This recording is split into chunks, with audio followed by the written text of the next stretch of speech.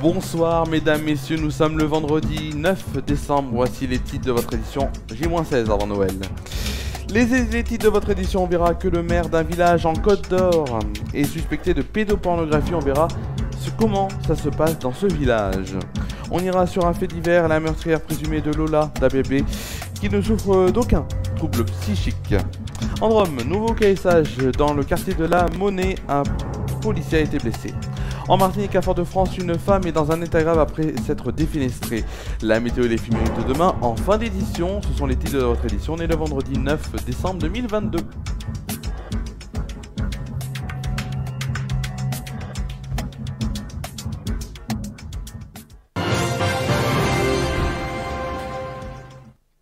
Voici donc le début de cette édition et on va commencer par un village qui est révolté. Deux conseillers municipaux de la petite commune d'Échenon, donc en Côte d'Or, donc ont annoncé démissionner de leurs fonctions. Pourquoi, vous allez me dire? Alors déjà, dans un communiqué de presse envoyé jeudi donc à Bien Public, Corinne Viard et Michael Mille expliquent donc ne plus se reconnaître dans les valeurs actuelles de la mairie et des membres de son conseil municipal. Leur décision donc fait suite à l'interpellation du maire Dominique Lotte dans une vaste affaire de pédopornographie. Le premier édile avait en effet été arrêté et placé en garde à vue en novembre dernier après un coup de filet de la direction centrale de la police judiciaire. Les enquêteurs avancés avaient ainsi interpellé 48 personnes soupçonnées d'avoir téléchargé et consulté des images et des vidéos à caractère pédopornographique. Dominique Lotte est donc convoqué devant le tribunal correctionnel de Dijon. Ce sera le 26 avril 2023. C'est ce que rappelle donc le Bien Public. En attendant, il n'aurait pas l'intention de se retirer. Corinne Viard et Michael Mille précisent quand même que le maire reste présumé innocent, mais qu'ils ne peuvent pas cautionner son délit qu'il a en partie reconnu. Des habitants ont écrit à Emmanuel Macron, le président de la République, pour lui demander de révoquer leur maire alors qu'une pétition en ce sens a été lancée, c'est ce qu'on a appris ce vendredi. Bien sûr, on peut dire affaire à suivre. On va maintenant parler d'un autre titre de l'actualité. Dabia B sera-t-elle jugée un jour pour la mort atroce de Lola, cette fille tuée et torturée, violée à Paris. C'était le 14 octobre dernier. L'expert psychiatre a rendu son expertise psychiatrique au juge d'instruction. Il y conclut que la femme qu'il a examinée ne souffre d'aucun trouble psychiatrique ou neuropsychique ayant aboli ou altéré son discernement. C'est ce qu'a écrit le Parisien. Des conclusions essentielles qui devraient permettre d'ouvrir la voie à un procès devant une cour d'assises dans plusieurs mois. L'expert psychiatre note toutefois un trouble grave et complexe de la personnalité et une absence d'empathie et de culpabilité. Il estime au sujet de Dabia B que sa dangerosité doit retenir toute l'attention car le risque de violence étant élevé, évalué étant très élevé même. Sur le comportement de Dabia B, l'expert psychiatre écrit que l'autre devient sa proie, un moyen de jouissance sur lequel elle pose son emprise. La meurtrière présumée est accusée d'avoir abusé et tué Lola dans le studio du 19e arrondissement de Paris, dans lequel sa sœur l'hébergeait pour venger la mère de Lola, la gardienne d'immeuble, qui avait refusé de lui fournir un badge pour entrer dans l'immeuble. Elle avait par la suite enfermé le corps de l'adolescente dans une malle en plastique. Le corps avait été retrouvé ligoté dans la malle sur un trottoir. Dabia avait été interpellée le lendemain matin.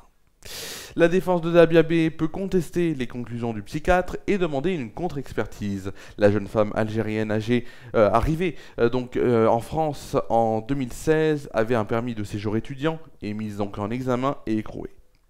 On va tout de suite parler d'une information locale. Une patrouille de police qui escortait des pompiers appelés pour un malaise dans le quartier de la Monnaie à Romans-sur-Isère a été caillassée par un groupe d'individus, c'était mercredi. Bilan, un policier blessé à la main, 100 jours d'ITT prescrits. Donc il n'a pas eu de jours d'ITT prescrits, je le précise. Le toit du fourgon a été également touché par un caillou.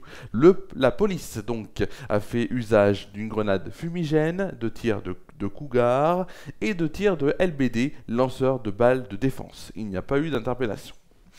On va tout de suite traverser l'océan Atlantique pour aller en Martinique où c'est une scène effroyable qui se déroule en plein centre-ville de Fort-de-France, non loin de la pharmacie Cypria.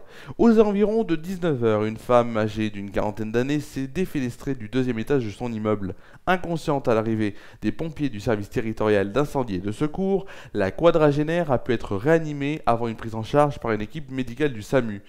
Elle a ensuite été acheminée en transport médicalisé vers le CHU Pierre Zebda Kitman. Les forces de l'ordre étaient également sur place et sur les lieux, une enquête est ouverte pour déterminer les circonstances du drame. On va tout de suite aller sur un sujet, une rubrique que vous adorez, la rubrique qui vous dit qu'est-ce que vous allez faire, mettons, le demain ou le lendemain. Si vous êtes dehors, vous allez dire ah, il fait 4 ans demain. Et bien là, c'est ce qu'on va voir tout de suite dans la météo.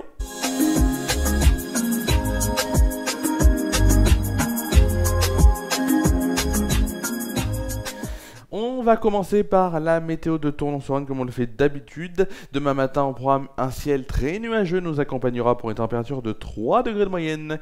Demain après-midi, des éclaircies seront parmi nous. Il fera une température de 4 degrés de moyenne et de 5 degrés au meilleur de la journée.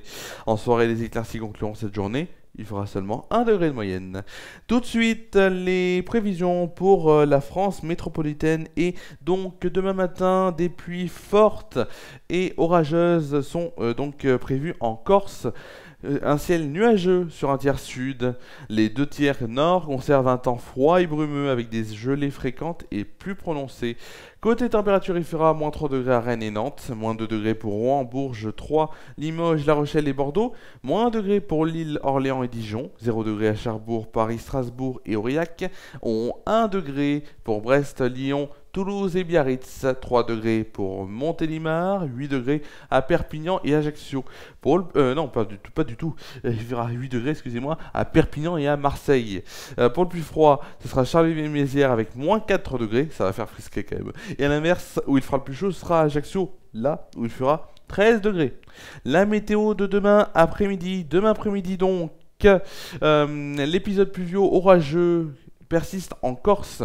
Un ciel qui reste nuageux quand même au sud avec une baisse des températures. Ailleurs, temps froid et variable. Risque de giboulées de neige en Bretagne. Du côté des températures, il fera un petit peu froid quand même. 2 degrés à Rouen, Strasbourg, Orléans, Bourges et Limoges. 3 degrés pour Lille, Paris, Rennes, Lyon et Aurillac. 4 degrés, donc ce sera pour Nantes et La Rochelle. 5 degrés à Cherbourg, Bordeaux, Toulouse et Montélimar. Il fera 6 degrés pour Brest. Il fera aussi 9 degrés à Biarritz, Perpignan et Ajaccio, 11 degrés pour Montpellier. Pour le plus froid, ce sera Charleville-Mézières, Troyes et Dijon avec 1 petit degré. Et pour le plus chaud, 15 degrés pour la Corse à Ajaccio. Alors, bien sûr, on fêtera demain la journée des droits de l'homme. Le soleil se lèvera à 8h32, se couchera à 16h53. On perdra ainsi une minute de soleil. Voilà. Alors, bien sûr, je vais vous dire qu'est-ce qui va se passer. Bien sûr, il va se passer plusieurs choses d'ici là. Donc, il va se passer que tout à l'heure, donc ça sera aux alentours de 22h15. Donc, on aura Coupe du Monde 2022, le MAG. Donc, on reviendra sur cette journée, donc début des quarts de finale, et on aura des choses à dire, bien sûr. Ensuite, demain, il y aura donc l'émission en inédit de Samedi Détente à 19h comme d'habitude. Il n'y aura pas d'émission de Coupe du Monde 2022 le MAG puisque je la décale à dimanche midi. Donc dimanche midi, Coupe du Monde 2022 le MAG, donc ce sera à suivre demain.